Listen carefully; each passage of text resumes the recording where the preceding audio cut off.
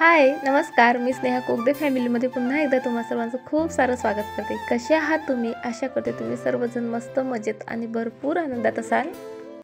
आणि आज पूजेची सुरुवात छान अशा देवपूजेने करते आहे। सकाळी सकाळी ना म्हणजे अंघोळ झाल्या झाल्या देवपूजा केली की असं वाटतं की एक मोठं काम झालेलं आहे। इतकं रिलॅक्स होऊन जातं ना आणि खूप फ्रेश वाटतं, घरात खूप छान पॉझिटिव्हिटी येते आणि सकाळी सकाळी मस्त असं एनर्जेटिकही वाटतं आणि काम करायचा मग उत्साहही वाढतो आणि एक मोठं जे काम आहे ते झाल्यासारखं वाटतं बरं का। म्हणजे माझ्या बाबतीत तरी असं होतं, अंघोळ झाली आणि पूजा झाली की असं वाटतं की अरे वा, आपलं म्हणजे महत्त्वाचे भरपूर कामं झालेली आहेत की काय।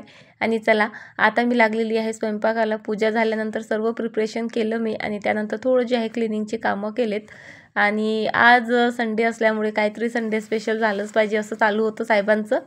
सो मी डिसाईड केलं की चला बिट्ट्या बनवूयात। तसंही त्या बिट्ट्यांचं पीठ बरेच दिवसापासून आहे, ते संपवायचं होतं। आज झालं ह्या बिट्ट्या की ते संपून जाईल, कारण बघा कोणतंही पीठ असू द्या जास्त दिवस घरात राहणं चांगलं नसतं, त्यामध्ये कीड लागू शकते। म्हणजे कितीही काळजी घेतली ना तरी ते पीठ असतं शेवटी ते खराब होऊ शकते। त्यामुळेच ना म्हणजे एकतर मी खूप कमी कमी दळून आणते किंवा मग लवकरात लवकर संपवायचा प्रयत्न तरी करतेच। आणि बिट्ट्या बघा काय मस्त बनल्यात ना, अगदी आपल्या टोस्ट असतात ना तशा बनतात ह्या बिट्ट्या। तुम्ही नसेल ना ट्राय केला नक्की ट्राय करा आणि याची फुल रेसिपी बऱ्याचदा शेअर केलेली आहे, त्यामुळे आज शेअर केलेली नाही। बघायचं असेल तर व्हिडिओ मी व्हिडिओच्या लास्टमध्ये लावते, तर तुम्ही तो नक्की चेकआउट कराल। आणि बघा ना आज म्हणजे इतकी गडबड झाली ना माझ्याच्यानी। आज पाणी जाणार होतं, महिन्यातून एकदा ना आमच्या वरच्या टाक्या वगैरे क्लीन केल्या जातात आणि त्या दिवशी मग पाणी नसतं आणि तसं ती नोटीस लिफ्ट जवळ लावतात, पण माझ्या वाचनात आलीच नाही। आणि आरूच्या पप्पांनी बघितली असेल तर त्यांनी सांगितलं नाही किंवा त्यांच्याही वाचनात आलं नसेल। आणि झालं असं का सकाळी सकाळी पाणी गेलं। खूप म्हणजे असं वाटत होतं, ज्या दिवशी आपण ठरवतो ना की अशी कामं करायची आहेत, हे करायचं आहे ते करायचं आहे, जास्तीची कामं काढतो, नेमकं त्या दिवशी असं काहीतरी झालं ना खरंच खूप चिडचिड होते। आणि आज काहीसं माझं तसंच झालं होतं। सो नळ गेल्यानंतर मग जी काही माझी कामं होती बरीचशी बाकी, तर ती मी आवरली आणि अर्धा पाऊण तास माझा बराचसा टाईमपासही झाला। आणि त्यानंतर नळ आलेत बरोबर 11 वाजता आणि आल्या आल्या लगेच मग मी भांडे घासायला बसली, कारण म्हणजे यामध्ये कुकर वगैरेही होतं आणि त्याचं जे आहे मला काम होतं। कारण ना आज मला बनवायचे आहेत साबुदाणा चकली, म्हणजे त्यामध्ये साबुदाणा भगर आणि आलू वगैरे असणार आहे अशा। सो आलू उकळण्यासाठीही मला पाणी लागणार होतं आणि कुकरही लागणार होता, सोबत भगर शिजवण्यासाठी पाणी होतं तसं माठामध्ये, पण म्हणजे भांडी वगैरे एक्स्ट्राची लागणारच होती। सो त्यामुळे मी पाण्याचीच वाट बघितली, त्यावेळेत मी माझी मग इतर कामं जी आहेत ती करून घेतली। आणि होतं असं कधीतरी बघा, आपण कितीही सतर्क राहिलं की बुवा कितीही काळजीपूर्वक कामं केलीत ना, पण कधी एखाद्या वेळेस ही जी जम्बलिंग आहे ती आपल्यासोबत होत असते आणि त्यामुळे चिडचिड ही बऱ्यापैकी होते। पण सुरुवातीला झाली खरं मला, पण त्यानंतर मी लगेच मस्त असे मोठे मोठे श्वास घेतले, रिलॅक्स झाले आणि त्यानंतर जी काही कामं दिसत होती डोळ्यासमोर ती सर्व केली। म्हटलं असंच पाण्याची वाट पाहत बसण्यात आणि चिडचिड करण्यात काहीही अर्थ नाही, त्यापेक्षा दिसतात ती कामं म्हणजे जी विदाऊट पाण्याने होतात ती कामं आपण करूयात। आणि तसंच केलं। आणि आता जे आहे मी चकल्या बनवायला इथे जी आहे सुरुवात केलेली आहे। रात्रीच बघा मी 1 किलो साबुदाणा जो आहे भिजायला ठेवला होता। यामध्ये ना मी 1 किलो साबुदाण्याला 1 किलो आलू आणि 1 पाव जो आहे भगर घालणार आहे। भगर म्हणजे हे अर्धा किलोचं पॅकेट होतं, सो बरोबर अर्धं जे आहे मी इथे काढायचा प्रयत्न केला। आणि खरं सांगू का, अर्धा किलो जरी तुम्ही टाकला ना तर काहीही फरक पडत नाही, कारण चकलीच्या चवीत तसा काही फरक पडत नाही, पण ते एक असतं ना आपल्या डोक्यात, नाही नाही एवढंच घालायचं तेवढंच घालायचं। सो त्यामुळे मग मी 1 पाव भगर घातला। पाणी मी आधीच उकळायला ठेवलं होतं, पाणी उकळून झाल्यानंतर एक्स्ट्राचं पाणी होईल अशी मला भीती होती, सो काही पाणी मी त्यातलं काढून ठेवलं आणि त्यामध्ये आता भगर घालते आहे। भगर लगेच जो आहे शिजून येतो, जास्तीत जास्त 10 मिनिटात जे आहे माझा भगर छान शिजून आला। आणि जसे जसं रिक्वायरमेंट होती तसं तसं मग मी पाणी त्यामध्ये ॲड करत गेले। आधीच जास्तीचं पाणी झालं असतं ना तर मग तो खूपच असा गचगचीत होतो, पातळ होतो। सो त्यामुळे नंतर पाणी टाकायचं काम पडलं ना ते परवडतं, पण जास्त गचगचीत झालेला की मग मात्र प्रॉब्लेम होऊ शकतो। म्हणजे ते चकलीचं अगदीच पातळ वगैरे होतं आणि खरं सांगू का झालं तरी काही एवढा फरक पडत नाही। आता तुम्ही म्हणाल असंही सांगते तसंही सांगते, पण खरं सांगते. म्हणजे कोणतीही गोष्ट अशी अगदी परफेक्टच जमली पाहिजे ना, या गोष्टीकडे ना मी फारसं लक्ष देत नसते. थोडीफार गडबड होतच असते, कारण आपण माणूस आहोत शेवटी. बऱ्याचशा चुका आपल्याच्याने होत असतात आणि वाळवणीचे पदार्थ आपण वर्षातून एकदाच करतो, तेव्हा म्हणजे इतकं त्यात परफेक्शन येईलच असं काही नसतं. आणि खरं म्हणजे चवीला छान झाले ना की संपला विषय. मग त्यांचा आकार कसा आहे किंवा काय याकडे मी फारसं लक्ष देत नसते. चला, आलू माझे शिजून झाल्यानंतर त्याची साल काढून ना मी खिसणीच्याच मदतीने जे आहे ते खिसून घेते, कारण तसंही हाताने मोडल्या जरी जात असलं ना तरी बऱ्याचदा ना त्याचे ना असे तुकडे राहतात आणि मग साच्यामधनं निघताना जरा प्रॉब्लेम होतो. सो एक छोटा कटोरा घेतला होता मी खरं तर आधी, पण नंतर माझ्या लक्षात आलं की या टोपल्यात काही होणार नाही. सो वरनं मी एक मोठं टोपलं काढलं आणि यामध्ये ना सर्व सारण जे आहे ना व्यवस्थित माझं येऊन गेलं. त्यानंतर आता हे उपवासाचे असणार आहेत आणि आमच्याकडे फारसं कोणाला उपवास नसतो बरं का, म्हणजे आईंना तर अजिबातच नसतो. आणि जे महत्त्वाचे उपवास आहेत ना, आषाढी, कार्तिकी एकादशी, महाशिवरात्री वगैरे, आणि हेच महत्त्वाचे उपवास असतात. पण ह्या चकल्या ना आरू-पिऊला फार आवडतात, म्हणून मी बनवत असते. सो यामध्ये ना मी एक वाटी नाही, पाऊण वाटी म्हणता येईल एवढं जे आहे सेंधव मीठ टाकलं आणि तेवढं जे आहे तिखट टाकलं. मीठ तिखट तुम्ही आपापल्या चॉईसनुसार कमी जास्त करू शकता. आणि त्यानंतर हाताने छान हे सर्व एकजीव करून घेतलं आणि आता मी आलेली आहे टेरेसवर. टेरेसवरनं इथे हे ना छान एक उंच असा ओटा आहे, त्यावरच मी नेहमी घालत असते. म्हणजे उठबस करायची ना फारशी गरज पडत नाही. खाली जर वाळायला टाकलं ना तर उठबस तर करावीच लागते. सोबत हवा वगैरे आली ना तर खालची सर्व धूळ जी आहे आपल्या पदार्थांवर येऊ शकते. सो त्यामुळे हा ओटा इथे मला छान आहे, त्यामुळे खूपच फायदा होतो याचा. मी ना म्हणजे आल्या आल्या तो आधी सर्व झाडून घेतला, त्यानंतर छान 1-2 बकेटनी तो क्लीन केला आणि त्यानंतर जे आहे त्यावर पॉलिथिन अंथरली.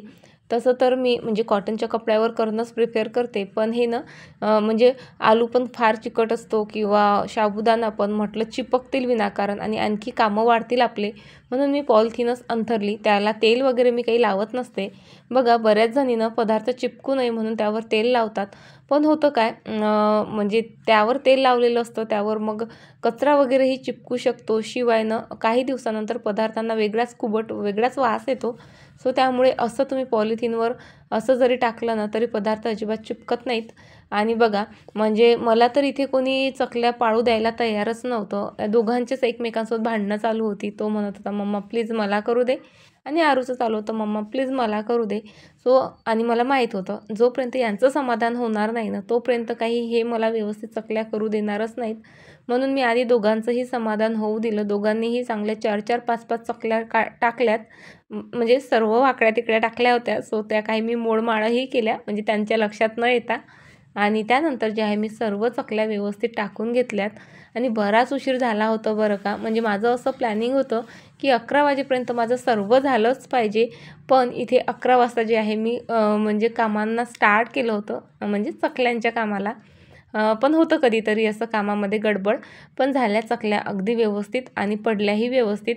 फक्त ना साबुदाणा वगैरे भिजायला घालताना थोडीशी काळजी घ्यायची, म्हणजे उसळचा कसा साबुदाणा आपला मोकळा मोकळा असतो तसा नसायला पाहिजे, थोडा गजगजीत असायला पाहिजे, तरच जे आहे चकल्यानं व्यवस्थित पडतात.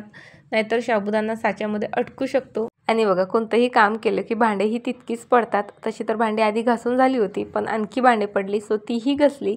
आणि इथे आरूचं माझं हातापाया पडणं चालू होतं, कारण मी तिला अभ्यास करायला सांगितला होता आणि ती ही ड्रॉइंग करत बसली आणि तिला माहीत होतं मम्मा चिडणार, म्हणून आधीच हातापाया पडून असं मला हसवणं मनवणं चालू होतं.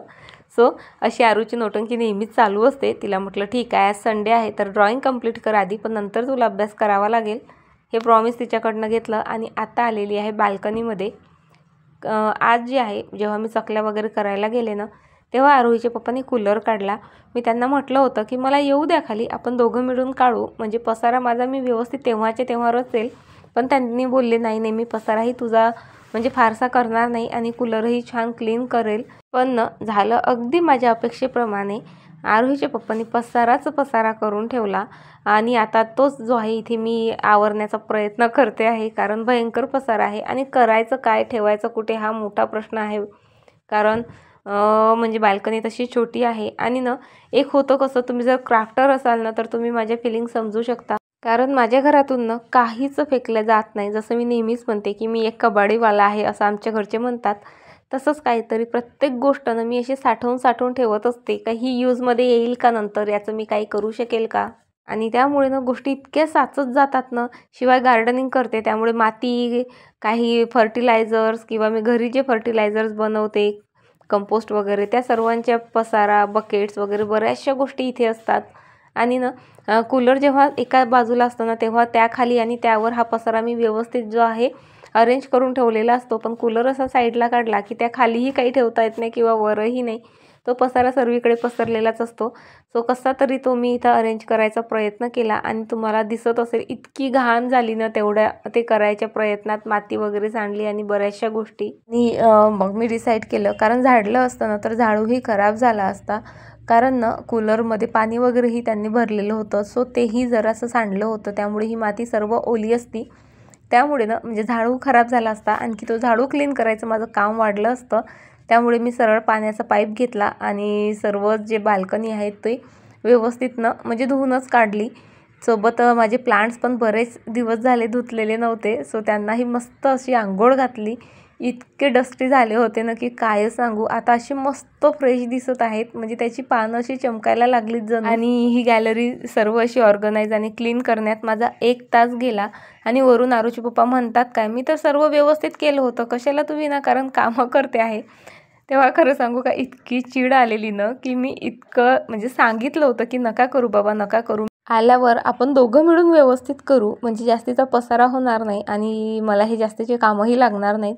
पण ऐकते कोण? बरं जाऊ द्यात. माझे प्लांट्स बघा काय मस्त दिसत आहेत.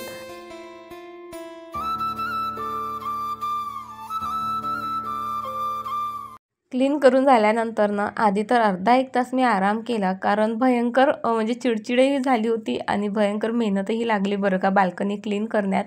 आणि त्यानंतर आता जवळपास 5:30 वाजलेत आणि आता आलेलो आहोत आम्ही टेरेसवर. आणि वातावरण तर कायच सांगू तुम्हाला, इतकं छान वाटत होतं ना की असं वाटत होतं इथेच बसून राहू की काय. आणि बघा ना म्हणजे जेव्हा चकल्या टाकायला आली ना तर असं वाटत होतं कधी एकदाची टाकते आणि कधी खाली जाते, इतका त्रास होत होता मला. पण आता सायंकाळी अगदी वातावरण चेंज झालं होतं. छान थंडगार हवा आणि खूपच मस्त वाटत होतं. म्हणजे सांगू नाही शकत मी शब्दात. आणि सूर्य असा ढगात लपलेला होता आणि त्याचा ना फक्त उजेड दिसत होता. सर्वीकडे असं ऑरेंज ऑरेंज पिंक कलर दिसत होता.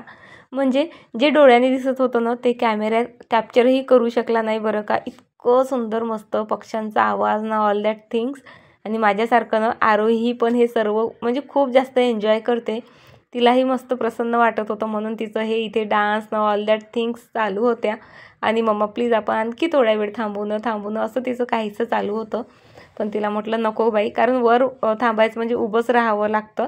चल म्हटलं खाली आपल्या चकल्या काढू आणि जाऊ. पण खरं सांगते हे सर्व बघून ना इतकं मन रमतं इथे. आता तरी ना तुम्हाला फक्त मोठी झाडं दिसत आहेत. आधी तर म्हणजे सर्व गच्च हिरवंगार भरलेलं असायचं. आणि उन्हाळ्यातही असायचं बरं का. म्हणजे उन्हाळ्यातही इथं बरीचशी जी आहेत पिकं घेतल्या जायची. पण आता इथे सोलर प्लांट होणार आहे. सो त्यामुळे म्हणजे त्या शेतकऱ्यांना इथे शेती नाही करता येत आहे आता.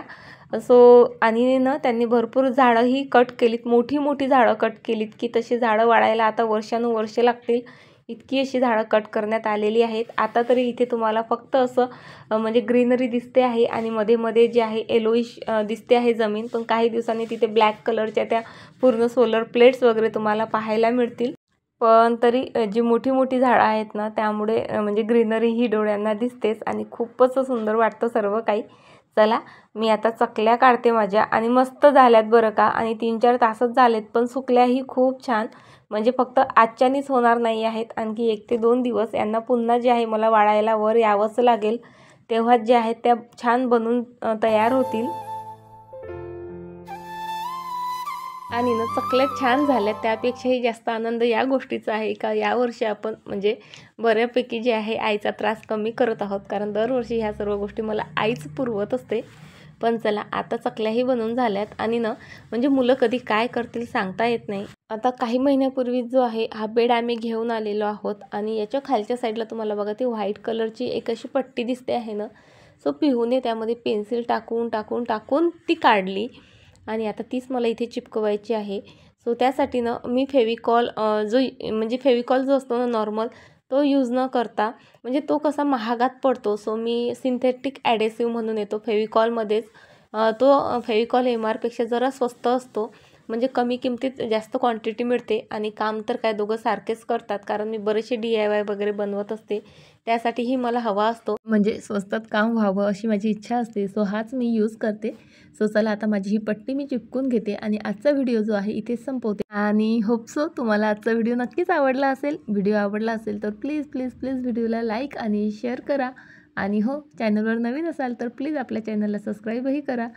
पुन्हा भेटते फ्रेंड्स तुम्हाला अशाच एका छान व्हिडिओसोबत. तोपर्यंत स्वतःची काळजी घ्या.